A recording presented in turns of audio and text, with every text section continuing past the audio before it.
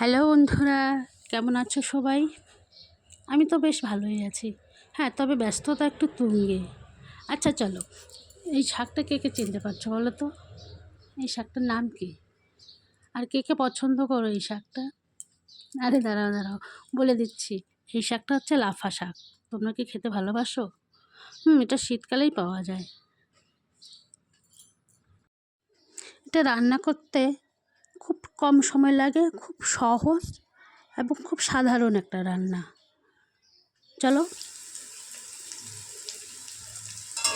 এখানে আমি পেঁয়াজ, রসুন, কাঁচা লঙ্কা, কালো জিরা ফোড়ন দিয়েছি।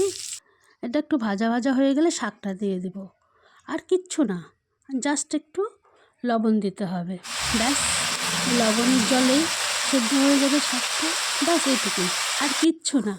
তোমরা করে দেখো, কেমন লাগে জানিও। দেখলে তো, খুব সহজেই হয়ে গেল ঝটপট রান্না লাফা শাক। টাটা।